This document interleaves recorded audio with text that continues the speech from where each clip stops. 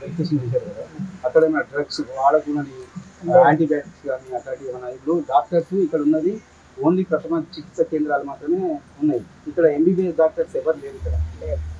కానీ ఇక్కడ యాంటీబయాటిక్స్ అమ్ముతుంటారు.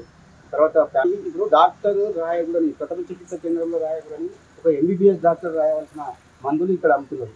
మరి దాని మీద ఏమైనా మీరు ఏమి రిపోర్ట్ తీసుకున్నారు? ప్రిస్క్రిప్షన్ లేకుండా అమ్మటము జరిగితే దాని మీద యాక్షన్ తీసుకుంటాం. ఎందుకంటే మనకు ప్రిస్క్రిప్షన్ అనేది ఎక్కడి నుంచి ఇప్పుడు ఇక్కడ లేరంటే మీరు ఉన్నారు, ఫర్ ఎగ్జాంపుల్ ఏమైనా ప్రాబ్లమ్ వస్తే మీ ప్రిస్క్రిప్షన్ ఎక్కడి నుంచి అయినా తీసుకోవచ్చు.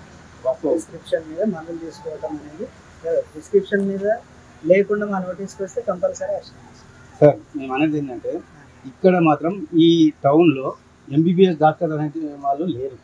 ఎంబీబీఎస్ డాక్టరు ఒకటి ఎంబీబీఎస్ డాక్టర్ ఇచ్చే మందులు ఆయన రాసే ఏది ప్రిస్క్రిప్షన్ అది కాకుండా వీళ్ళు ఏం చేస్తారంటే ఇప్పుడు ప్రథమ చికిత్స కేంద్రాలు మాత్రమే ఉన్నాయి ఇక్కడ. అది మా కరెక్ట్. మేము అనేది ఏంటంటే సార్ ఇప్పుడు మీకు ఈడ ఎట్లాంటి డ్రగ్స్ వాడుతున్నారు ఇక్కడ అనేది కావాలి. ఇప్పుడు ఒక ఎంబీబీఎస్ డాక్టర్ క్లారిఫై చేశాక మీరు మళ్ళీ అడగాలి.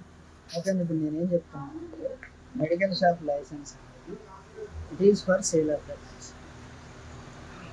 ఇప్పుడు దాంట్లో మీరు అన్నట్టు ఏది రాయకూడదు ఏది రాయాలనేది అది సిఎంహెచ్ఓ పరిధిలో వస్తాయి. ప్రిస్క్రిప్షన్ మీద అమ్ముతున్నారా లేదా అనేది మాత్రమే మాకు అది చూసారా మీరు? చూస్తున్నాం కంపల్సరీ. ఎందుకంటే వాటికి ఏంటంటే ప్రిస్క్రిప్షన్ మీద వచ్చినా లేదా అనేది మనం మార్క్ పర్చేజ్ చేస్తాం. మార్క్ పర్చేజ్ చేపిస్తాం. మనం తెలియకుండా మార్క్ పర్చేజ్ చేసి పంపిస్తాం, పర్సన్స్ని పంపిస్తాం. ఎందుకంటే డైరెక్ట్గా ఇప్పుడు ఎవరో చెప్పిన ఇన్ఫర్మేషన్ మీద మనము ఆన్ స్పాట్లో వెళ్ళి వెరిఫై చేసుకున్న దాన్ని బట్టి ఉన్న వాళ్ళు చేస్తాం. Okay sir.